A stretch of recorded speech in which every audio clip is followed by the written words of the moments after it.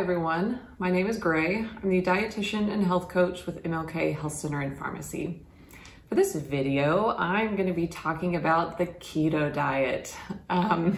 This diet is so popular and it just continues to be kind of one of the main talking points when we're looking at health and wellness and all of that. I get a lot of questions about it, so I figured I'd do a video talking a little more about it. So first things first, I do want to note that the keto diet is not new. This is not some recent revelation that we've had. The keto diet was developed about 100 years ago, back in the 1920s, as a way to control epilepsy. So there is some evidence that the keto diet is useful for specific conditions, such as epilepsy.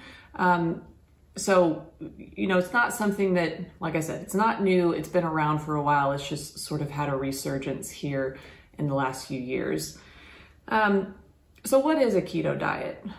Really, keto is short for ketosis or ketogenic. And the goal is to eat very low carb and high fat and put you in a fat burning state, essentially. Normally, we use carbohydrates, which turn into glucose, and that's our body's main fuel source, kind of our gas in the gas tank.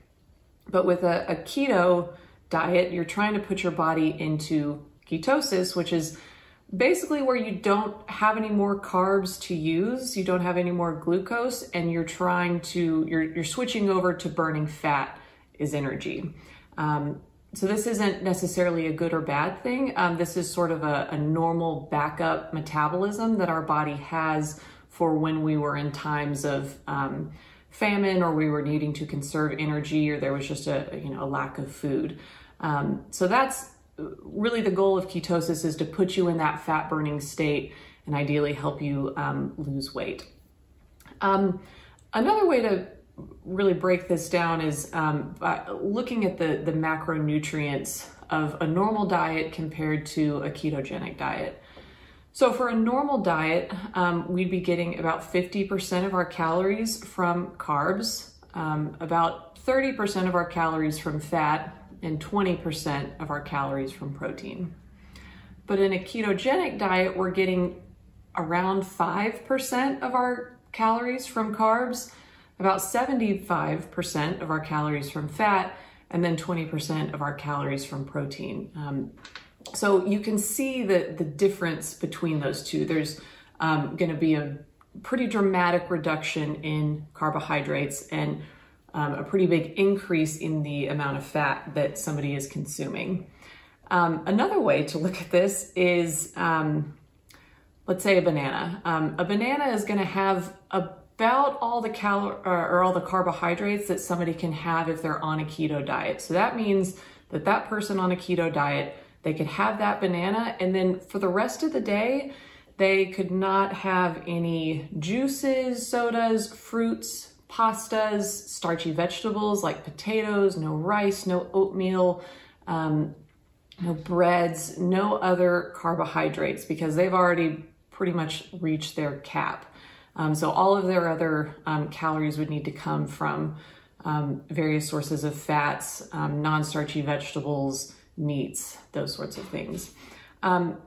So that can be really challenging, which is one of the concerns that I have about a ketogenic diet. Is it is really restrictive, and that can be difficult in a number of different ways. Maintaining it on your own can be tough, but it can also make things like socializing a little more challenging, especially since a common way that we socialize may be sharing a meal with people or going to eat out. So that can definitely make keto, or that can be a barrier for people that want to be on a keto diet. Something else that's tricky with a keto diet is that it does make it more challenging to get in vitamins, minerals, and fiber. Those things, vitamins, minerals, and fiber, typically live in our plant foods, our fruits, vegetables, and whole grains. We really don't see a lot of that in high fat foods. Not that things that are high in fat are bad necessarily, but if we're getting most of our calories from fat, then we're missing out on some of those nutrients that I'm referring to. So if you're on a keto diet, you do have to make sure that you're eating plenty of non-starchy vegetables to get in some of those nutrients, and potentially supplementing just to make sure that you're getting all of those macronutrients. Another thing too is, or a concern that I have, is that it is easy to do wrong. I've had patients who have come to me and they say, yeah, I'm on the keto diet. And so I go through and I say, okay, well, what's a typical day, breakfast, lunch, and dinner? And they start off and say, well, for breakfast, I have 2 packs of instant oatmeal, and then talk about other snacks or meals where they may have rice or potatoes or a piece of fruit. They're not following a ketogenic diet. Or I see people who are eating low carb, but they're not low enough carb to actually put them in ketosis. And what that basically means is that they're just gonna be low energy. They're not in ketosis, so they're not really burning the fat like they need to be, but they're also not getting enough of that primary food source or energy source, the carbohydrates. So like I said, that's just gonna spell out poor, I apologize, I'm at home and my dog is barking in the background. But that's really just going to spell out poor energy, which isn't going to be an enjoyable way to go about it.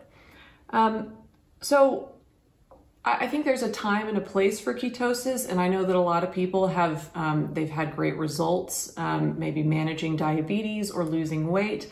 And I certainly think that there's potential benefit there, but I just don't think it's appropriate for everybody. As I've spelled out, there are a lot of barriers to maintaining this diet. It's difficult to maintain. I think it requires a level of knowledge that maybe people don't realize to really make sure that you're staying kind of in the right range metabolically. And I just, generally speaking, I don't think that we need to do such extreme things to improve our overall health and well-being.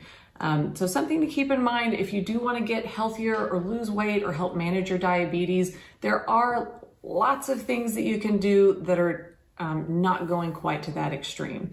You can still eat in that more normal macronutrient range that I was referring to before, where it's about 50% carbs, 30% fat, 20% protein, give or take. You can eat closer to that and still see some of the positive metabolic effects that you want, or still lose weight. So something to keep in mind.